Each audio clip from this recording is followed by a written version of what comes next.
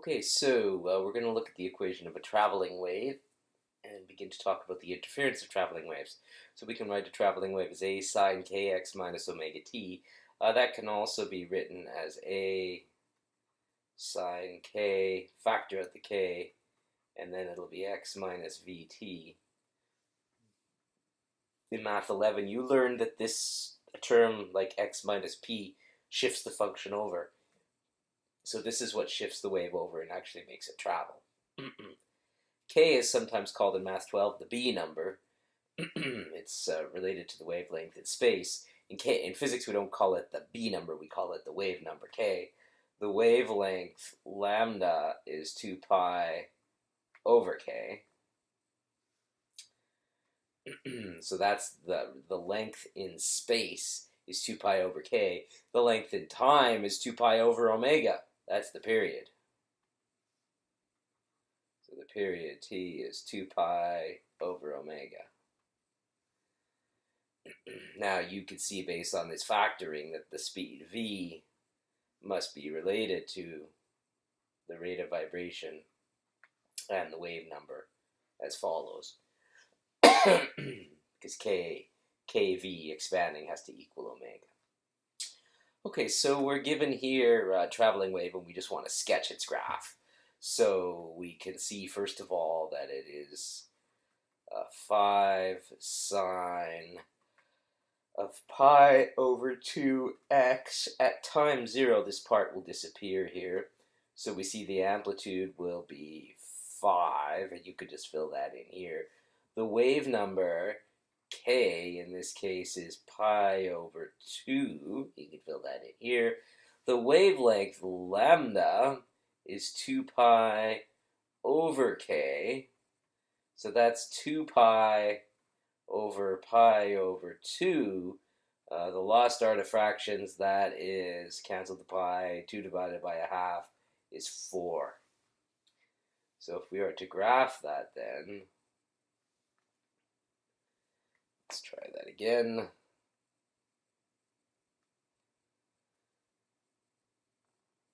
Then it's a sine function, so sine starts at the midline. And then the wavelength is 4. So 1, 2, 3, 4. That's a full cycle. So the sine graph and the amplitude's 5. So that'll be 5 minus 5. So the sine graph is going to go like this. Okay, so that's a full cycle at 4. And then 5, 6, 7, 8. You'll get another full cycle.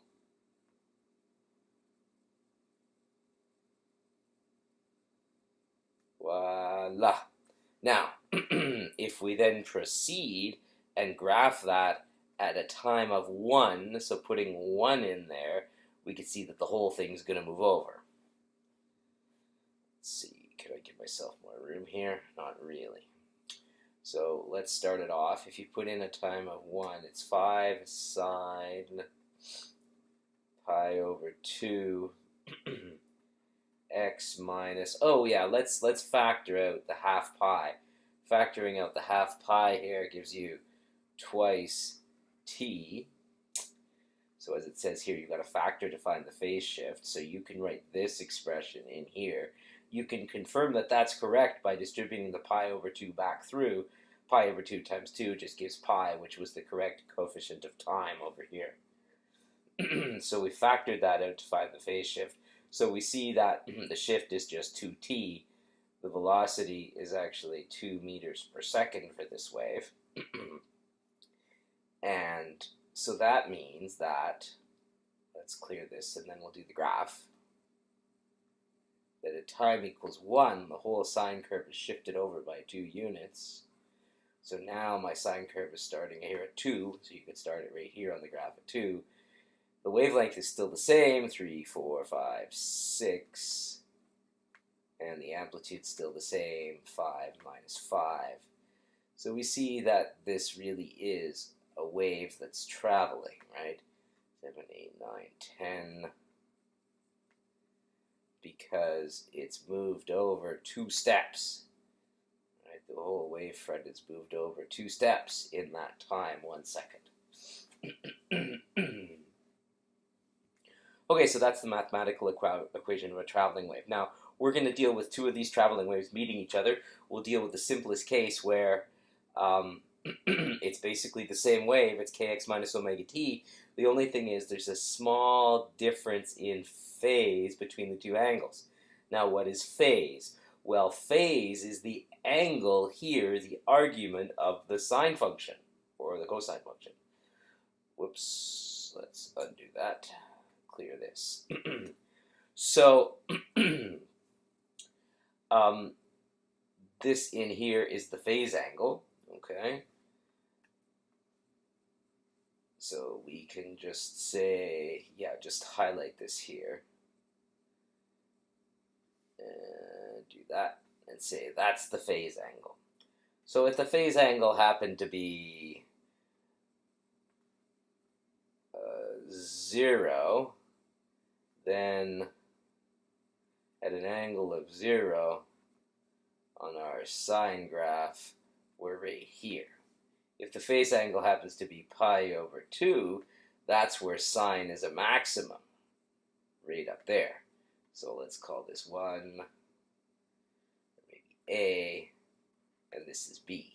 So A, B, C, and here the next phase angle, well, we'll do pi. The sine of pi is 0, so we're right there on the sine curve. The next angle of interest, the ordinal point, would be 3 pi over 2. There, the sine function's minus 1.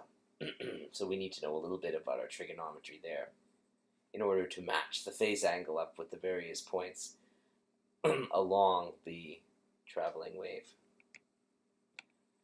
Now, we're dealing with two of these waves meeting each other, and we're going to introduce a little vocabulary here then. So we know that phase means the angle, the argument of the trig function.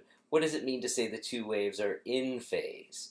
Well, in phase means that the crests line up. That just means that if this is one of your traveling waves, then the second wave is lined up with the first one. Just like that. They line up with each other. Okay? Now, if you add two of those waves together, then you're going to get something with twice the amplitude. And for light, that would be very bright. Then for sound, that would be very loud. Now, when is that going to happen?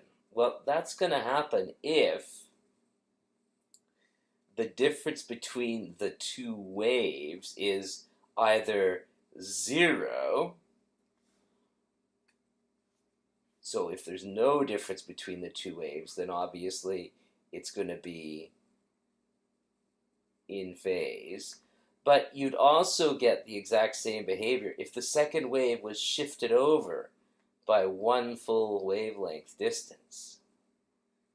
Because now these are still in phase. You could also shift the first wave over not one, but 2 full wavelengths, and they would still line up with each other. So you get in-phase behavior when the phase difference between the two waves is full waves. So that's a certain number of 2 pi's.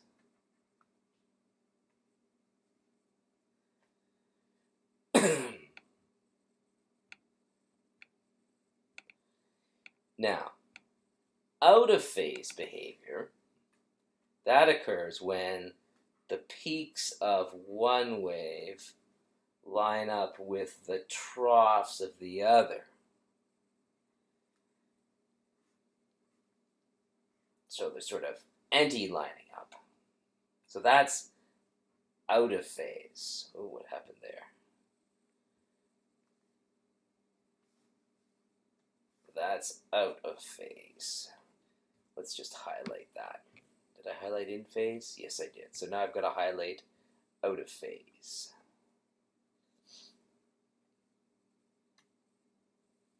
Let's put it in the right spot.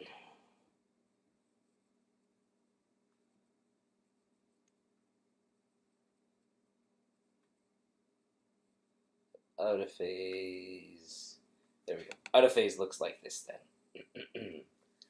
Now, if you add those two out of phase, you just get nothing.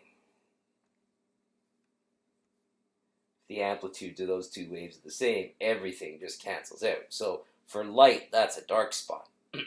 For sound, that would be a quiet spot. Now, when is that going to happen? Well, that's going to happen if there is, well, you're going to have to take the second wave and move it over at least this far, right, so that it starts here. So if the second wave starts here, then they'll be out of sync with each other. So that's a half wave shift. But you could also shift it a full wave and then another half. Let's draw that again, and I'll put more cycles down here.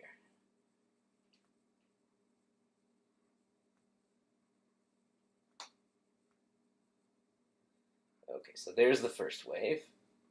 Now I'm claiming that if you start the second wave here, half a wave over, then it'll cancel everything out. So you see that that does indeed cancel. So that was a half wave of shift.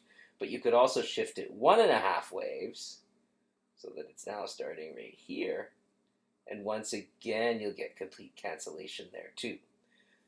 So for your two traveling waves, if there's a difference in phase of a half wave or 1.5 waves, then you'll get destructive interference. So your phase difference is going to be half waves. Now the way we're going to write that is m plus a half times 2 pi. Now that's in terms of the phase angle, where a full cycle is 2 pi.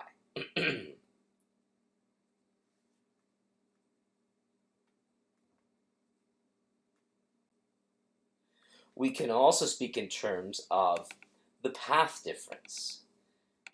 And for in-phase behavior, for constructive interference, we said that it happens when there's full waves of difference. As a phase angle, that's 2 pi, a certain multiple of 2 pi. Well, as a distance, a difference in distance, that's going to be a certain number of waves. It's going to be the wavelength times m. And then for the out-of-phase behavior, in terms of phase angle, it's half waves, it's half times 2 pi. In terms of a length, then, it's going to be lambda times n plus a half. It's going to be, again, half waves. This could be a half lambda, 1.5 lambda, 2.5 lambda, etc., etc. So in our interference condition, we can write them in terms of a phase difference, a phase angle difference, or a path difference. And both of these approaches will be important when we set out to analyze wave optical phenomena, such as thin film interference, such as two-slit interference, and such as single-slit diffraction. So this is a really crucial idea. Very simple picture, right? These two waves are in phase. You get something bright out of it. That happens when you have a phase difference of full waves, which is 2 pi times m, or a path difference of full waves, which is lambda times m. Now in this, I should say m is an integer in both cases. So let me write that down. M is 0, 1, 2, 3, etc., etc. So that's in-phase behavior. Full waves of phase or path difference. Out-of-phase behavior happens when you get half waves, and that'll be a dark spot. So half waves in terms of angle means m plus a half times 2 pi. In terms of the wavelength, it means m plus a half times lambda.